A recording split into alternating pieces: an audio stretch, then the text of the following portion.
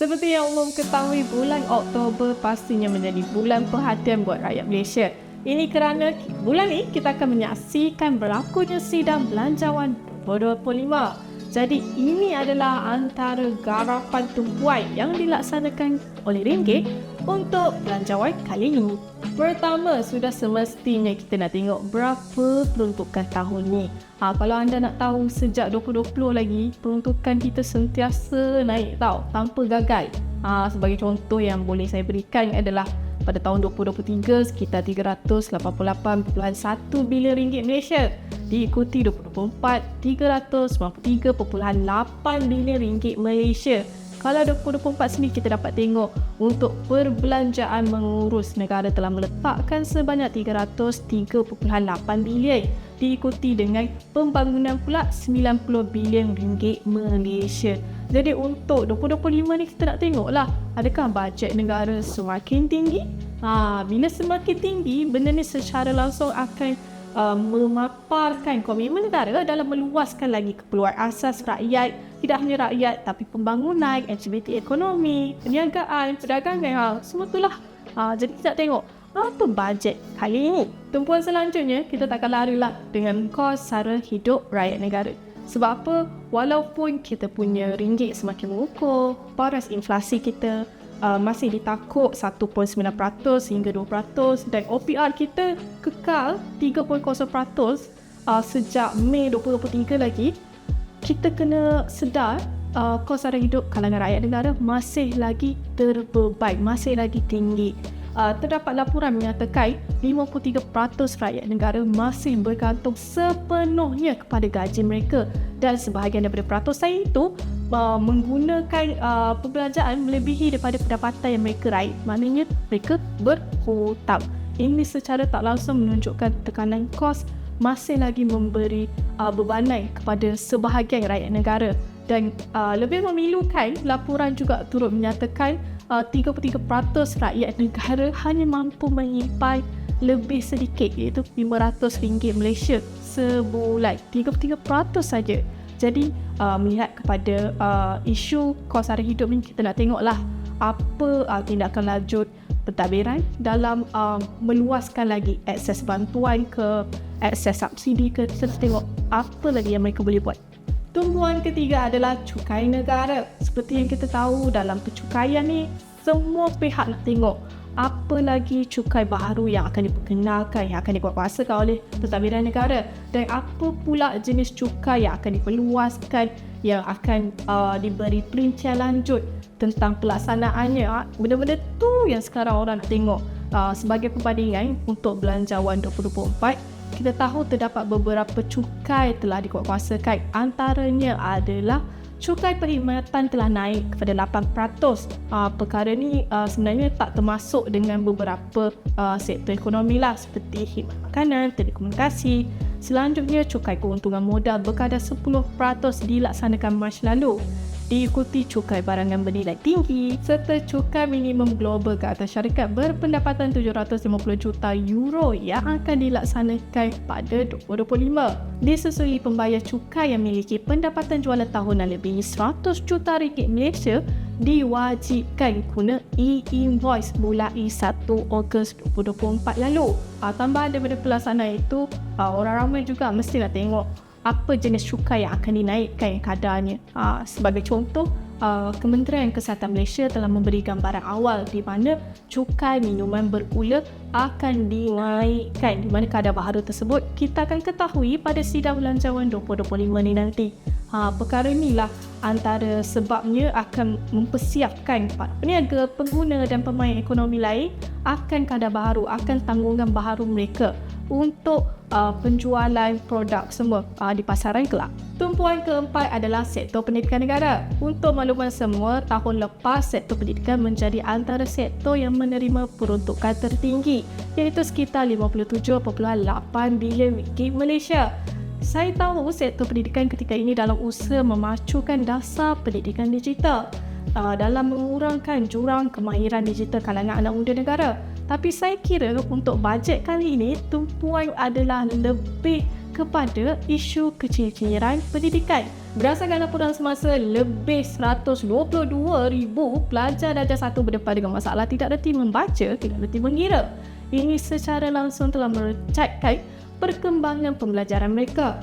Maka untuk antara inisiatif awal yang dilaksanakan oleh Kementerian Pendidikan Malaysia bersama dengan Kementerian Kewangan Negara MOF, mereka telah melaksanakan program Anak Kita, di mana usaha sama ini melibatkan kesepakatan bersama kumpulan GLC dengan pemain ekonomi lain bagi memperkasakan lagi untuk menangani isu keciciran ni. Jadi kita nak tengoklah apa selanjutnya usaha negara dalam menangani isu keciciran pendidikan ni. Tidak hanya itu, untuk sektor pendidikan negara juga terdapat usul untuk dasar mewajibkan 11 tahun pendidikan sehingga SPM. Cadangan ini dimaklumkan masih disemak, di mana untuk makluman semua juga ketika ini negara sekadar mewajibkan 6 tahun pendidikan, iaitu pendidikan di tahap sekolah rendah sahaja. Selanjutnya kita akan memberi keutamaan kepada wajibkan 9 tahun pendidikan sehingga tingkatan 3 dan barulah seterusnya wajibkan 11 tahun pendidikan sehingga SPM. Jadi kita nak tengoklah juga apa maklumat lanjut yang akan dinyatakan oleh kerajaan pada sidang belanjawan kali ini. Yang kelima, selepas pendidikan mestilah sektor kesihatan pula.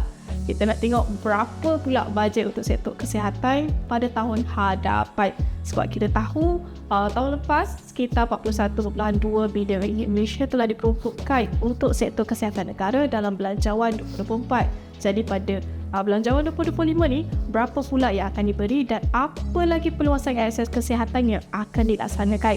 Sebagai perbandingan, pada tahun lepas daripada peruntukan tersebut, sekitar 150 juta ringgit Malaysia telah diberikan untuk tingkatkan sokongan sistem digital, diikuti dengan pengenaan duty excise ke atas produk tembakau kunyah pada kadar 5% ditambah sekitar 27 ringgit Malaysia sekilogram. Seterusnya, 100 juta ringgit Malaysia diberikan untuk perluaskan lagi skim perubatan madani, di mana skim ini memberi manfaat kepada 700,000 rakyat negara. Selanjutnya, 766 juta ringgit Malaysia turut diperuntukkan bagi mengukuhkan lagi bekalan peralatan perubatan sektor kesihatan awam negara. Jadi itu adalah antara akses kesihatan yang telah diperluaskan pada tahun ini. Jadi kita nak tengoklah untuk tahun hadapan apa lagi akses yang akan diperluaskan. Antaranya, KKM memberi gambaran awal di mana terdapat plan pembiayaan baharu akan diperkenalkan. KKM sekadar menyatakan dalam masa terdekat, iaitu pada Jun 2024 lalu.